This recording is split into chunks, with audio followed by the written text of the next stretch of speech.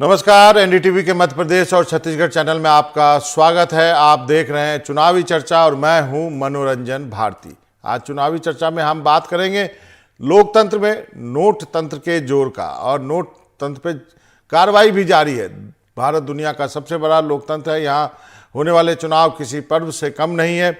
देश का आम नागरिक अपने वोट से अपना जनप्रतिनिधि चुनता है, जो आगे चल के सरकार बनाता है। नेता को चुनने की ये प्रक्रिया पारदर्शी हो, इसके लिए चुनाव आयोग ने आचार संहिता बनाई है। लेकिन 30 अक्टूबर तक एमपी और छत्तीसगढ़ में चुनाव से पहले निगरानी दलों ने अवैध तरीके से ले जा रही नकदी शराब पकड़ी है। और आपको जानकर हैरान होंगे कि ये कितनी बड़ी रकम है।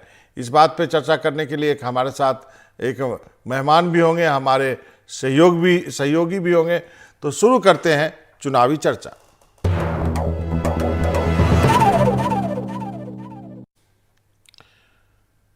तो लोकतंत्र बनाम नोट तंत्र में एमपी में चुनाव से पहले चुनाव आयोग ने सख्ती जारी की है। आचार संहिता के बाद से ताबड़तोड़ कार्रवाई हो रही है। नकदी और जेवर समेत 226 करोड़ रुपए जब्त हो चुके हैं।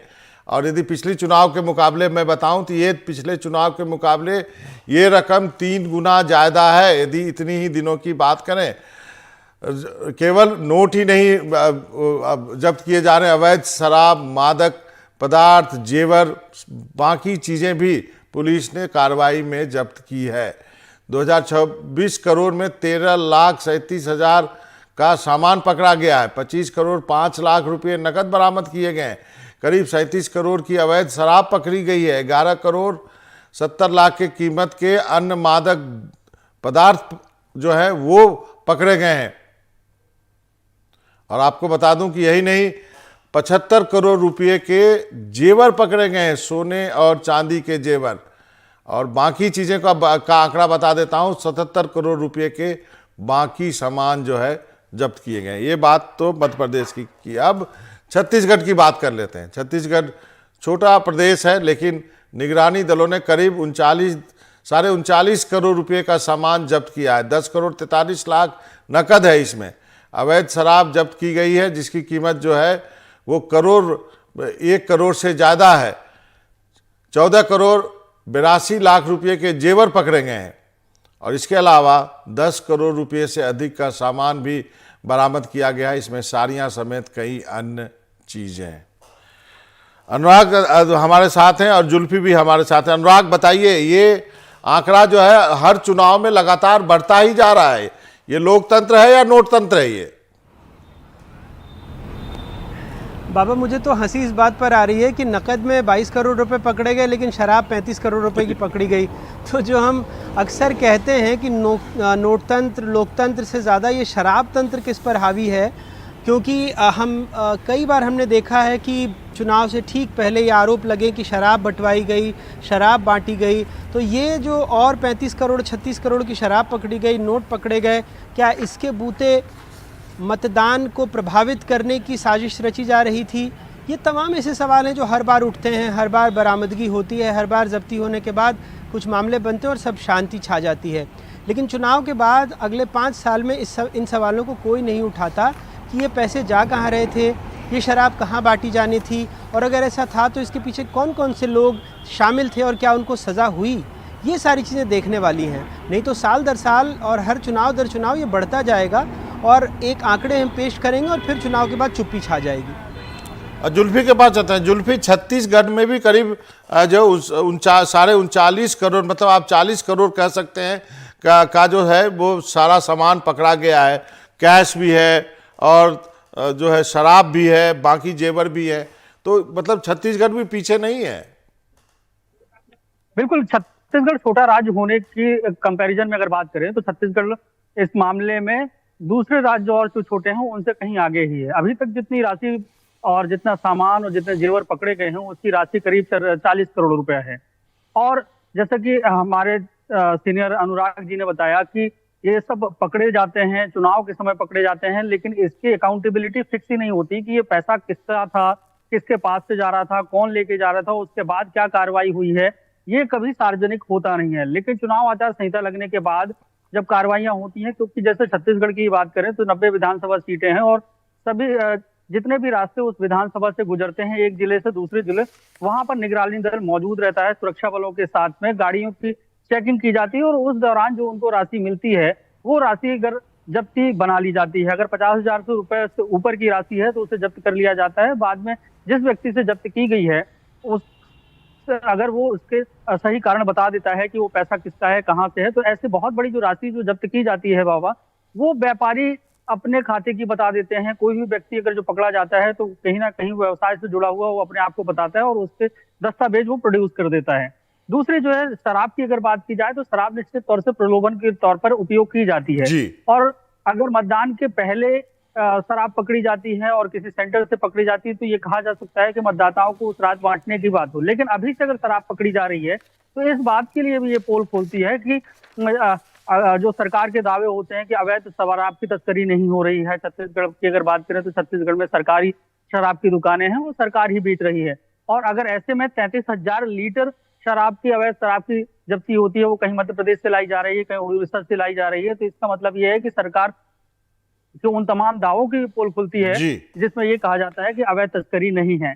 तो इस तरीके से चुनाव से पहले जो सख्ती प्रशासन की होती है तो उससे तमाम जो पैसा है, आभूषण है, तमाम चीजें पकड़ी जाती हैं। अनुराग के पास, अनुराग एक चीज इस बार देखने को बड़ा आश्चर्य हो रहा है कि जो आंकड़े हैं उसमें आप देखिए तो मध्य प्रदेश में करीब 75 करोड़ रुपए कीमत के सोने चांदी के जेवर है और 77 करोड़ रुपए के बाकी सामान है जिसमें साड़ियाँ हैं। छत्तीसगढ़ की बात करें तो 14 करोड़ 82 लाख रुपए के जेवर पकड़ेंगे और 10 करोड़ के दूसरे सामान है जिसमें साड़ियाँ भी है। ये जेवर जो पकड़े जाते हैं ये तो आदमी शादी के लिए भी लेके जा सकता है ना, इसमें तो कोई जरूरी नहीं। जेवर का चुनाव से क्या है, मतलब लिक्विड कैश की बात समझ में आती है, लिक्विड के रूप में शराब समझ में आती है, ये जेवर कहाँ से आ गया बाबा? और शायद इसी मद्देनज़र कुछ व्यापारियों ने, चूंकि रतलाम वगैरह बड़े सोने के केंद्र हैं, वहाँ सोने का काम होता है, वहाँ के व्यापारियों ने भी मुख्यमंत्री से शिकायत की थी कि जो जेन्युइन काम हो रहा है, क्योंकि कई बार सुनार लेकर के जाते हैं, कच्चा माल होता है, फिर उससे आभूषण बनाए जाते हैं, या कुछ काम होता है आभूषण का जिसको फिनिशिंग के लिए कहीं लेकर के जाते हैं, तो उस दौरान प्रॉपर बिल नहीं होने की वजह से भी कई बार उनको परेशान किया जा रहा है। तो मुख्यमंत्री ने, हमारी खबर हमने दिखाई थी, हमारे साथी ने रतलाम से साजिद ने, और उसके बाद इस पर संज्ञान लेते हुए ये चेतावनी तक दी है कि अगर ऐसा हुआ और ऐसी शिकायत आई कि लोगों को बिला वजह परेशान किया जा रहा है, चाहे सुनार हो चाहे आम जनता हो, कि रोकने के नाम पर और चुनाव के नाम पर, तो फिर किसी अधिकारी को, कर्मचारी को बख्शा नहीं जाएगा। तो ये बातें सरकार के संज्ञान में अब आई हैं। और आप सही कह रहे हैं कि कई दफ़े तो लोग अपने शादी ब्याह के लिए या घरेलू इस्तेमाल के लिए भी लेकर जाते हैं। कई बार पुश्तैनी जेवर भी होते हैं जिनके कागजात नहीं होते क्योंकि सालों साल चला आ रहा है, तो ऐसी बातें भी देखने को आती है। लेकिन अमूमन हमने भी देखा है कि जब्ती के बाद अगर उसका सबूत दे दिया जाता है तो फिर उसे छोड़ दिया जाता है। आपने, अनुराग माफी चाहता हूँ, आपने रतलाम का जिक्र किया, आपने रतलाम का जिक्र किया, तो पहले रतलाम वाली खबर दिखा देते हैं हम अपने दर्शकों को।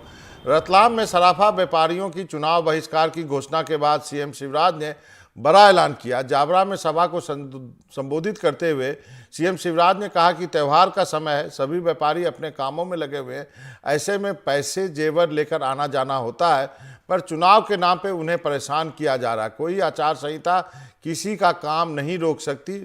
उन्हें ये भी कहा कि जो गड़बड़ करेगा इस चेकिंग वेकिंग के नाम पर उसको ठीक कर दूंगा। दरअसल जैसा कि अनुराग कह रहे थे कि रतलाम के सराफा व्यापारियों ने शिकायत की चीफ मिनिस्टर को कि बड़ी मात्रा में जो सोने जब्त किए जा रहे हैं वो दरअसल वो उनके कामकाज के सोने हैं, उसका चुनाव से कोई लेना देना नहीं है। सुनते हैं पहले मुख्यमंत्री का क्या कहना है। सुशील, हाँ एक बात और मुझे पता चली है आज, और उसका भी मैं निदान करूंगा। दिवाली आ रही है, व्यापारी अपने काम धंधे में लगे, पैसा लेके भी इधर उधर जाते, जेवर लेके भी जाते, बीच में चुनाव के नाम पर उनको परेशान किया जा रहा है, ये मुझे पता चला है। कोई आचार संहिता काम धंधा रोकने की बात नहीं करती।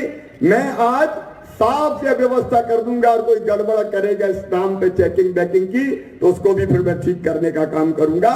जनता को परेशान करने का हक किसी को नहीं। यहां आप सबसे अपील करने आया हूं, राजेंद्र को आशीर्वाद दीजिए। राजेंद्र विकास की गारंटी है, राजेंद्र सेवा की गारंटी है। तो अनुराग, आपने मुख्यमंत्री को सुना, वो तो पूरे सभा में कह दिए कि मैं अधिकारी को निर्देश दूंगा ये नहीं पकड़े, लेकिन इसको लेकर के अधिकारी या फिर नियम क्या हैं इस बारे में बताइए, या फिर जो मुख्यमंत्री जी ने कहा उनको नहीं कहना चाहिए क्योंकि वो भी आचार संहिता से बंधे हुए हैं। देखिए, दो बातें हैं बाबा। बहुत स्पष्ट है कि नियम अगर आपने कागज़ प्रस्तुत कर दिए हैं, भले चाहे वो कैश हो चाहे फिर आपके आभूषण हो, तो फिर उसको छोड़ना पड़ेगा। लेकिन कई दफ़े ये देखा गया है, देखिए इस देश में हम सब जानते हैं कि कई नियम हैं, लेकिन उन नियमों का कैसे काट किया जाता है और इसी वजह से तो जो रिश्वत या बाकी की तमाम बातें सामने आती हैं।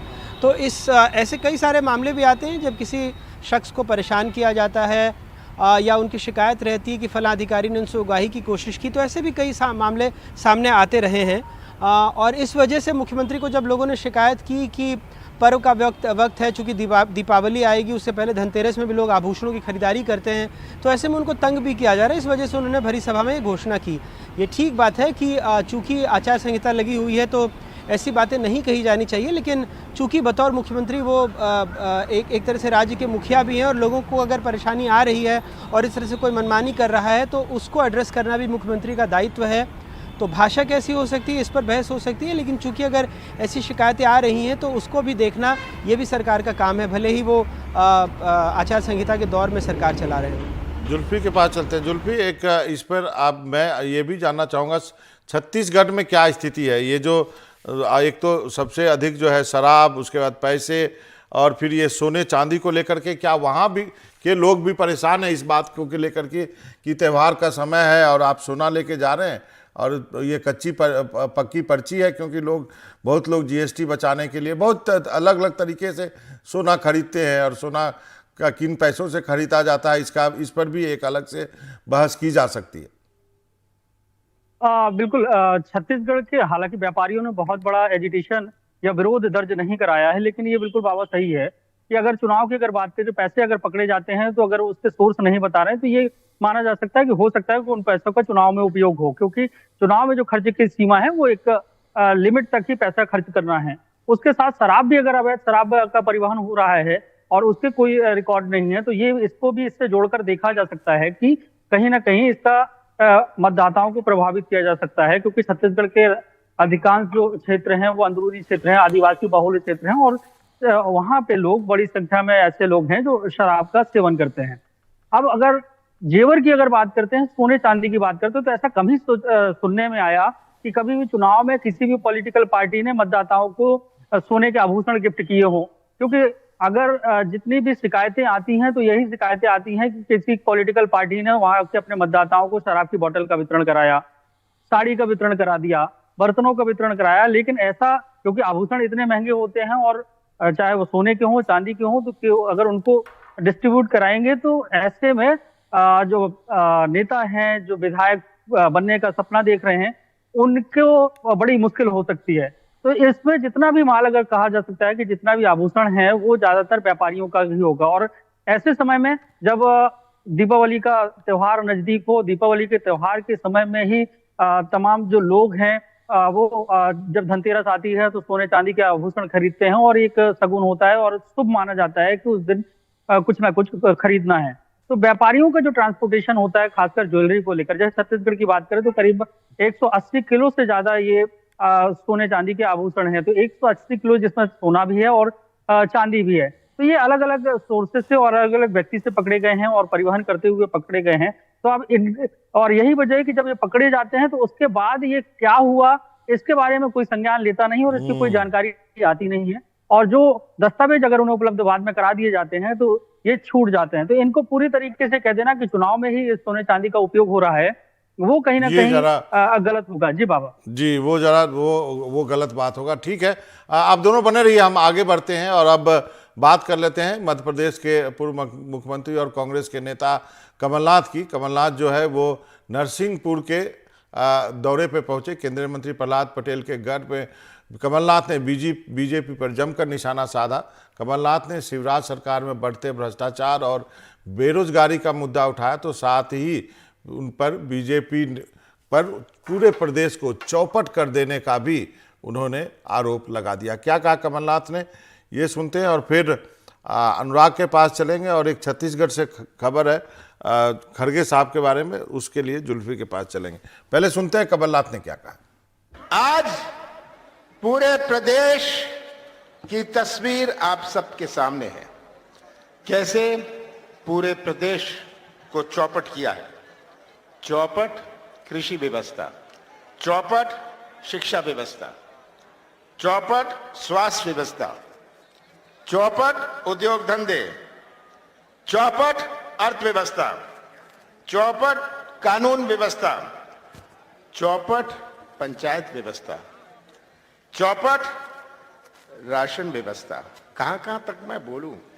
ये चौपट प्रदेश आज आप सबके सामने है। 1 करोड़ नौजवान मध्य प्रदेश में बेरोजगार हैं, 1 करोड़। और शिवराज सिंह जी हर 11 महीने घोषणा करते हैं कि मैं 1 लाख लोगों को रोजगार दूंगा, करते हैं ना। मैं तो शिवराज सिंह जी को कहता हूं, शिवराज सिंह जी ये झूठ बोलना बंद करिए, जो रिक्त पद हैं उनको ही आप भर दीजिए, ये 1 लाख की बात बाद में करेंगे। भ्रष्टाचार नीचे से लेके ऊपर तक, इसकी कोई सीमा नहीं। मैं जगह जगह जाता हूं, पूछता हूं लोगों से, आपसे पूछता हूं, पैसे दो काम लो। किसी की 50 एकड़ जमीन है, पैसे दो और गरीबी रेखा में नाम लिखवा लो।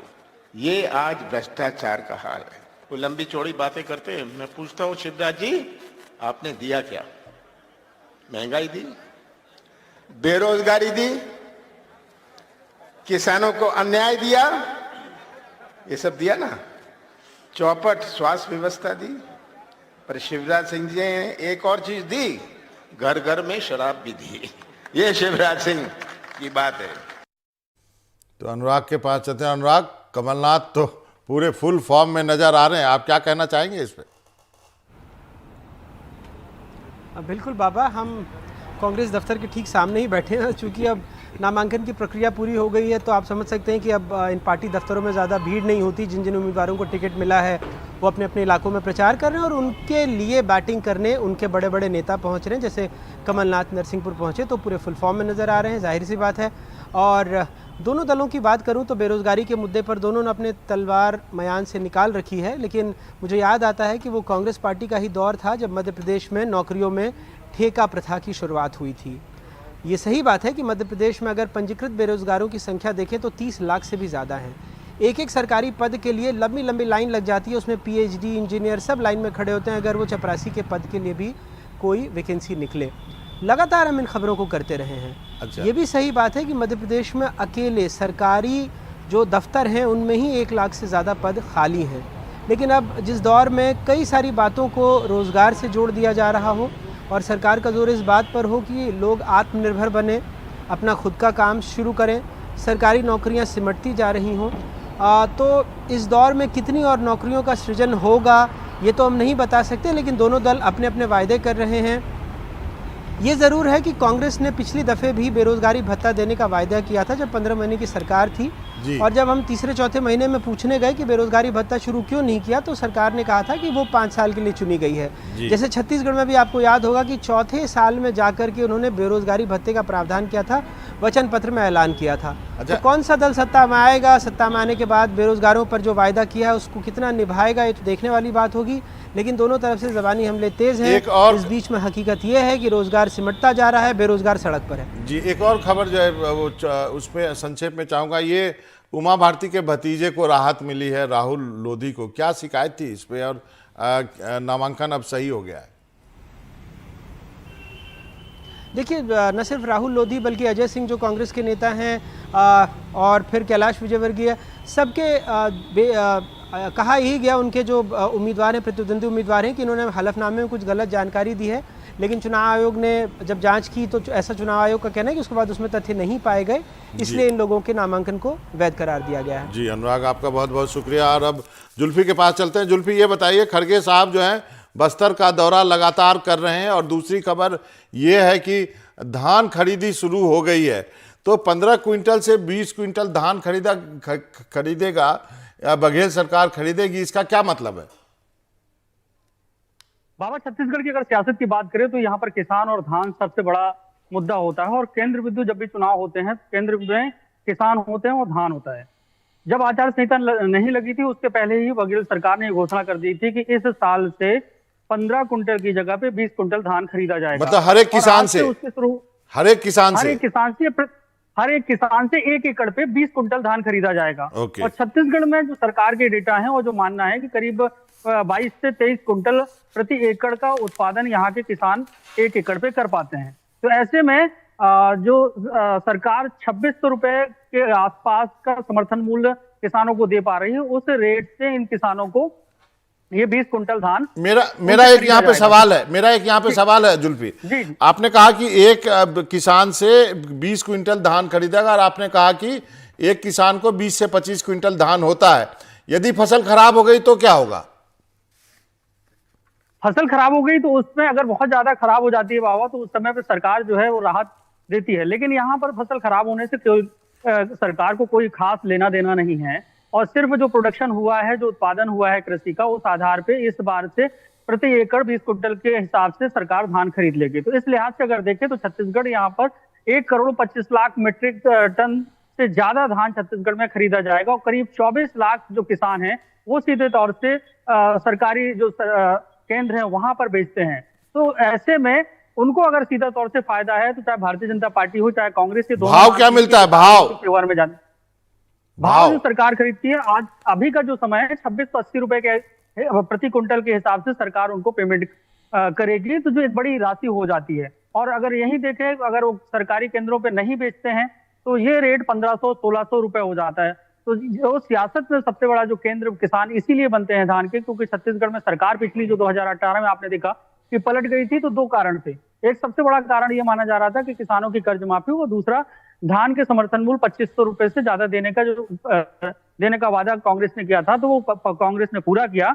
और राजीव गांधी न्याय योजना के जरिए, क्योंकि केंद्र से एमएसपी पे ही धान खरीद सकते हैं, तो राजीव गांधी न्याय योजना के जरिए ये सब्सिडी देकर, इनपुट सब्सिडी देकर उसे 2500 रुपए प्रति क्विंटल से ऊपर तक पहुंचाया गया। और अब जो कांग्रेस कह रही है कि उनके 5 साल की अगर सरकार हो रही तो आखिरी तक 3600 रुपए प्रति क्विंटल ये धान हो जाएगा। तो धान की सियासत चल रही है, और 1 तारीख से निर्णय लोग बोल रहे हैं इसीलिए लिया सरकार ने कि आचार संहिता लग चुकी होगी, और सीधे तौर से किसानों को पता होगा कि 20 कुंटल धान खरीद लिया, जो वादा किया है उस वादा को यहाँ पे पूरा किया जा रहा है, तो इसका फायदा उनको मिल सकता है इस चुनाव में। जी जरूर। ये देखिए धान के जरिए किस तरह से वोटरों और किसानों को साधा जा रहा है, और हर किसान से सरकार 20 क्विंटल धान खरीदेगी, और उसकी खरीदी आज से शुरू हो गई है। जुल्फी, आपका बहुत बहुत शुक्रिया, आप जुड़े हमारे साथ और तमाम जानकारी के लिए भी।